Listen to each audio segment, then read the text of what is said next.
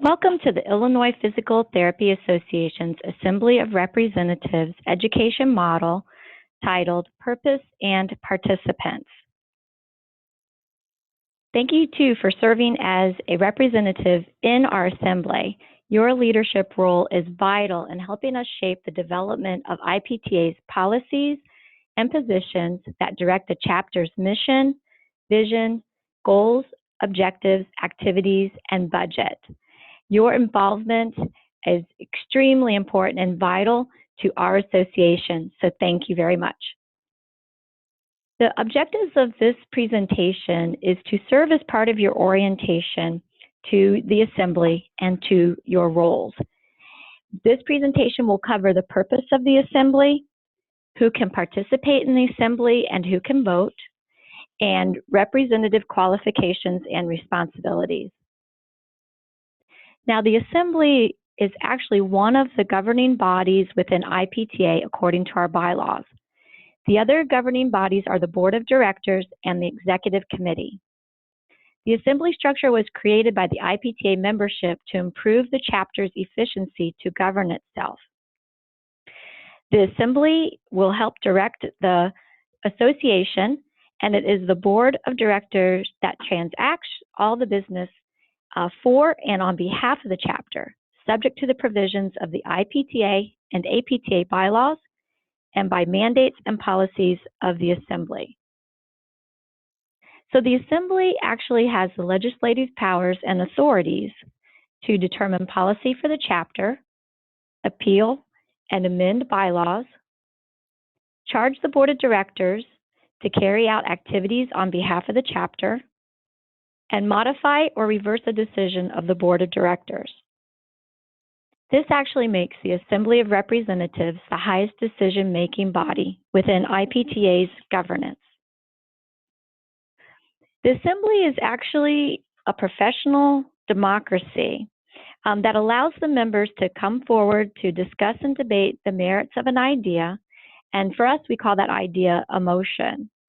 We really may be familiar with types of assemblies, like within our own state legislature or Congress, and we follow some of the same parliamentary procedures that they do in order to allow for people to have their say about the motions and ideas that come forward. This allows people, in this case our members, to speak for or against the motion. So it is a democratic society that rules ensure freedom and respect for all, and that is the goal of our assembly, is to actually allow open, free, respectful debate on motions and ideas that come forward that may affect our association and our profession. Now, like other organizations, like the APTA and IPTA, establish bylaws. And bylaws are overarching rules that pertain to the governance of the organization. We do have our bylaws, and as a representative, you should be familiar with them. And bylaws are important because these are statements that, again, are overarching rules that you don't want to change very often. In our case, our bylaws are protected, and you have to give prior notice to the membership in order to make any proposals for changes, and it does require a 2/3 vote of the body to approve any of those changes. We also follow within the Assembly special rules of order and parliamentary authority, specifically the Roberts Rules of Order. This actually helps create the structure needed to allow everybody who has an opinion and everybody who has a voice, whether they are for or against a motion or idea, to have the opportunity to speak and be heard. We also have within our Assembly handbook rules that we will follow the day of the meeting. These rules are not within our bylaws, and therefore we can actually change them and vote on them each time the Assembly meets. The composition of the Assembly. There's actually approximately 150 members of the Assembly. It's a representative body of members that are in good standing who have been elected by their constituents to represent them at our annual meeting. So when you think about it, the Assembly of Representatives is a representative body because the state of Illinois is very big and has a lot of members. So the Assembly actually gets members from all over the state, again, approximately 150 of them, to meet and debate the merits and motions. The Assembly, again, is a representative body where each district has the opportunity to elect representatives. Specifically, according to our bylaws, it is one physical therapist representative for each 15 or majority thereof of physical therapist, retired physical therapist, and life physical therapist members. For physical therapist assistants, it is one physical therapist assistant for every 30 members of the categories of PTA, retired PTA, and life PTA members. Also within the Assembly are chapter officers, which are elected within our organization on an annual basis. We also have within the Assembly Student Special Interest Groups Board of Director. There are other special interest groups that the bylaw allows for members to make, but currently we do not have any of those special interest groups that are active. This doesn't mean that in the future there might not be, or there could be, special interest groups along areas of interest of people like early intervention or academic interest. And if they were to be active at the time of the Assembly, they would be allowed one representative to represent them. When it comes to this composition, so again, district representatives that are PTs and PTAs, chapter officers, the student SIG officers, there are also student representatives from each school that are selected by the schools, and then also special interest group representatives. They are divided into voting representatives and non-voting representatives. The voting representatives are from the district, so that's the PTs and PTAs, and the chapter officers. The non-voting representatives are the student SIG officers and the students from the PT and PTA schools, and then again, any representatives from special interest groups. Now, non-voting representatives still can make motions, amend motions, they can participate in the deliberative process, give their opinions, share their experiences, they can ask questions, they can caucus within their own group or other groups there in the Assembly, but they can just not vote. Members of the IPTA may also attend the Assembly and sit in the gallery. It is our annual membership meeting, and so any member can come and observe and participate. Non-members can sit in the gallery only with the permission of the Speaker of the Assembly. And then any person in the gallery may speak upon request and approval of the representatives. In order to be a district representative, there are qualifications that you must meet. You must be a member in good standing of the membership categories of physical therapist, retired physical therapist, life physical therapist assistant, retired physical therapist assistant, or life physical therapist assistant. District members, as of September 1st, they're elected by September 1st, or actually they must be district members as of September 1st of the year that they are elected. Their term begins on January 1, and it is a 2-year term. Classification or qualifications for student representatives are members in good standing for at least 3 months immediately preceding taking office. And for the physical therapist and physical therapist assistant student reps, they just must be a member of IPTA. The student SIG officers' qualifications are set within their bylaws, and the student representatives from the PT and PTA schools, they're not elected, they're actually selected or appointed by their programs. Now, being a representative does have a lot of responsibilities, and we ask that representatives are prepared before they come to the Assembly. And there are many ways shown on this screen to actually be prepared. The first thing to do, however, is to notify your district chair if you cannot attend the Assembly. This is to allow the district chair to contact an alternate representative to serve in your place.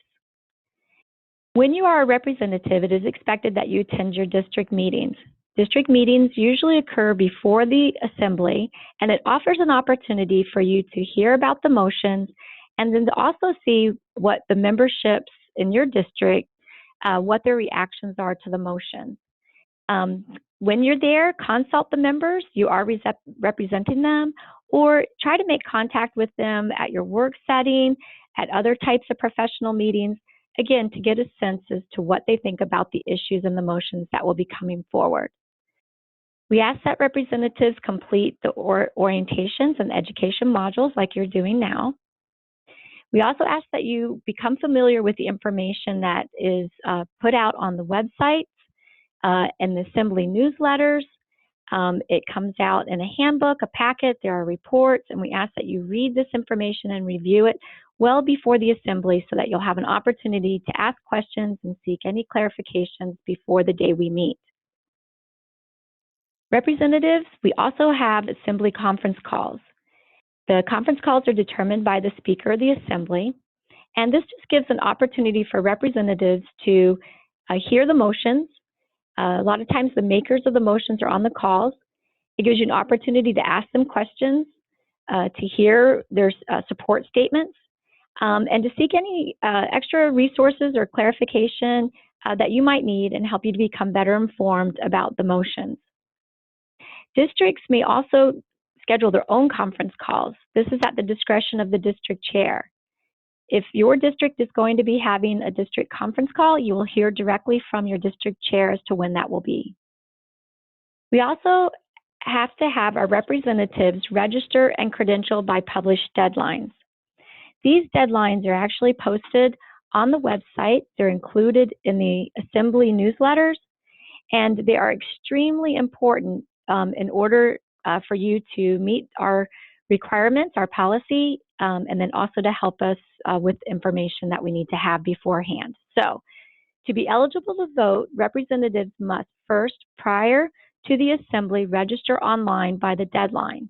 This is a Board of Directors policy, and this is important for us to know if there will be a quorum present for us to conduct business, and also set up the room appropriately with a number of tables, signs, chairs, microphones, and etc.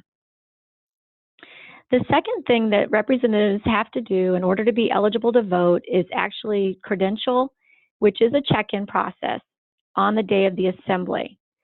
It's conducted at a designated area within a certain time frame. And again, that information will be given out in the Assembly newsletters, on the Assembly community webpage.